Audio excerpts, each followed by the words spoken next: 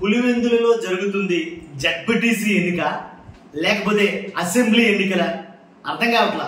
ఎందుకంటే దాడులు మొదలయ్యాయి, పులివెందులలో దాడులు మొదలయ్యాయి. జస్ట్ బ్రేకింగ్ న్యూస్ ఏంటంటే, ఎవరైతే వైఎస్ఆర్సీపీ ఎమ్మెల్సీ రమేష్ యాదవ్ ఉన్నారో ఆయన పైన దాడి అయితే జరిగింది. ఆయన కారును ధ్వంసం చేసేశారు, ఆయనకు కూడా తీవ్ర గాయాలయ్యాయి. ఆయన ప్రస్తుతం హాస్పిటల్లో అడ్మిట్ చేశారు. కాబట్టి ఈ దాడులు ఏంటి అసలు ఒక రకంగా చూస్తే అసెంబ్లీ ఎన్నికల్లో కూడా అలా జరగలేదేమో. ఒక జడ్పీటీసీ ఎన్నికల్ని చాలా పౌరుషంగా తీసుకున్నాయా? పౌరుషంగా తీసుకుంటే మాత్రం దాడులు చేయాలని ఉందా ఏంటో చూద్దాం. ఫస్ట్ లైక్ చేయండి, ఎందుకంటే రాష్ట్ర ప్రజలందరికీ తెలియాలి కదా. లైక్ చేయండి, మీ అమూల్యమైన అభిప్రాయాన్ని కామెంట్ రూపంలో తెలియజేయండి. కొత్త వాళ్ళైతే మన ఛానల్ పక్కగా సబ్స్క్రైబ్ చేయండి. దాడులు జరుగుతున్నాయి జడ్పీటీసీ ఎన్నికల నిమిత్తం అనేది కనుక పులివెందుల మొత్తం అట్టుడుగుతుంది. కాబట్టి పులివెందులో జరిగే జడ్పీటీసీ ఎన్నికలు అసెంబ్లీ ఎన్నికలు కూడా మించిపోయి జరుగుతున్నాయేమో. ఎందుకంటే పౌరుషంగా తీసుకున్నాయి ఎన్నికలు రెండు పార్టీలు కూడాను. కాబట్టి వైఎస్ఆర్సీపీ నేతలు అధికారంలో లేరు కాబట్టి వాళ్ళ మీద దాడులు జరుగుతాయి. మా మీద దాడులు చేస్తూ మా మీదే కేసులు పెట్టి మమ్మల్ని అరెస్ట్ చేయాలని చూస్తారు.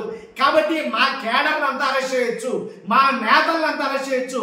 అవసరమైతే ఆడవాళ్ళు ముందుండి ఈ ఎన్నికలు నడిపించేస్తారు, ఆడవాళ్ళు ముందుండి ఈ ఎన్నికల్ని ముందుకు తీసుకెళ్తారు అని సతీష్ రెడ్డి గారు, వైఎస్ఆర్సీపీ నాయకుడు సతీష్ రెడ్డి వీళ్ళు మాట్లాడటం జరుగుతుంది.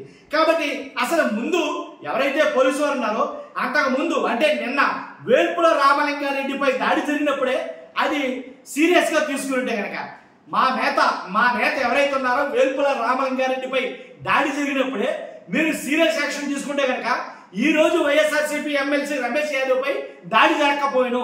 ఏదైతే నల్గొండ వారిపల్లిలో ఏదైతే దాడి అయితే జరిగిందో మొత్తం కారు అంతా ధ్వంసమైపోయింది, ఆయనకి తీవ్ర గాయాలయ్యాయి.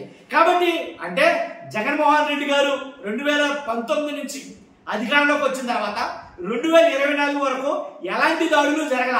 ఇలాగే దాడులు చేయాలనుకుంటే ఎంతసేపు? కానీ 2019లో జగన్మోహన్ రెడ్డి గారు నెగ్గిడి కానించి 2024 వరకు ఎవరిని ఎట్టి పరిస్థితులు అక్రమ కేసులు పెట్టలా, అన్యాయంగా అరెస్టులు జరగల. ఒకవేళ అలా చేయాలని అనుకుంటే కనుక ఏం జరిగినా ఒకసారి ఆలోచించుకోండి అనేది వైఎస్ఆర్సీపీ నేతలు మాట్లాడుతున్నారు.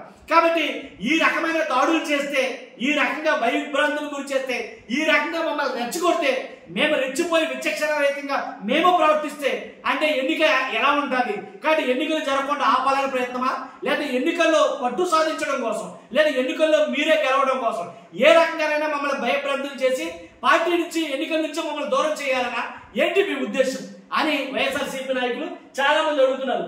నల్లగొండ వారిపల్లిలో టీడీపీ ఎవరైతే కొంతమంది అంటే వైఎస్ఆర్సీపీ నాయకుల అనుమానం టీడీపీ నాయకులే చేయించారు ఈ దాడులు అని కరాఖండిగా తెగ చెప్తున్నారు.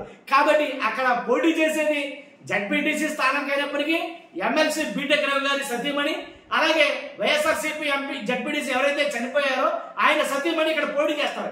పోటీ మాత్రం హోరాహోరీగా ఉంది. చాలా ప్రెస్టేజ్ ఇష్యూగా అయితే కనుక తీసుకున్నారో దాంట్లో ఎలాంటి డౌట్ లేదు.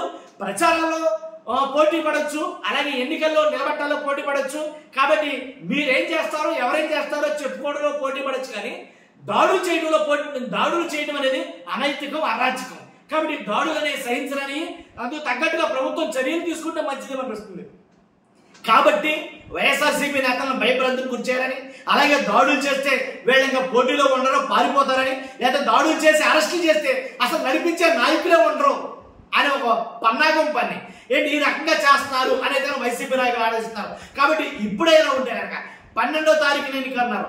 12వ తారీఖు వచ్చే వరకు ఇంకెంత దాడులు జరుగుతుందో, ఇంకెన్ని దాడులు జరుగుతాయో, ఇంకెన్ని అరెస్టులు జరుగుతాయో అనేది కనుక చాలా ఆందోళన అయితే కనుక వైఎస్ఆర్సీపీ నాయకులు ఉన్నారు. కానీ వాళ్ళు మాట్లాడేది ఏంటంటే అల్టిమేట్ గా ఫైనల్ గా ఒకటే మాట, మేమెవరం దేనికి భయపడం, ఎన్ని కేసులైనా పెట్టుకోవచ్చు, ఎంత మందినైనా అరెస్ట్ చేసుకోవచ్చు, ఒకవేళ నాయకులుగా మేము లేకపోవచ్చు, మమ్మల్ని అరెస్ట్ చేయొచ్చు, మా మీద దాడులు చేయొచ్చు, నాయకులు లేకపోతే కేడర్ ఉంటారు, కేడర్ని అరెస్ట్ చేయొచ్చు, కేడర్ మీద దాడులు చేయొచ్చు. కానీ మీరు ఎన్ని చేసినా సరే అవసరమైతే పులివెందుల్లో ఉన్న ఆడాళ్ళు వెళ్ళి ఎన్నికలు సజావుగా నిర్వహిస్తారు. కాబట్టి ఇదే మేము చెప్తున్నాం, మీరంతా ధైర్యంగా ఉండండి. వాళ్ళ నాయకులు వాళ్ళకే మాట్లాడటం అయితే జరుగుతుంది. చూస్తున్న మీరందరూ కూడా మీ అభిప్రాయం కామెంట్ రూపంలో తెలియజేయండి. అక్కడ జరుగుతుంది జడ్పీటీసీ ఎన్నికల లేకపోతే అసెంబ్లీ ఎన్నికల ఏంటి ఈ దాడులు, ఈ అరాచకాలు దేనికి నాంది? కాబట్టి 100% ఈ దాడుల్ని ఎవరో క్షమించాలని చూస్తున్న మీరందరూ ఫస్ట్ లైక్ చేయండి. Thank you very much.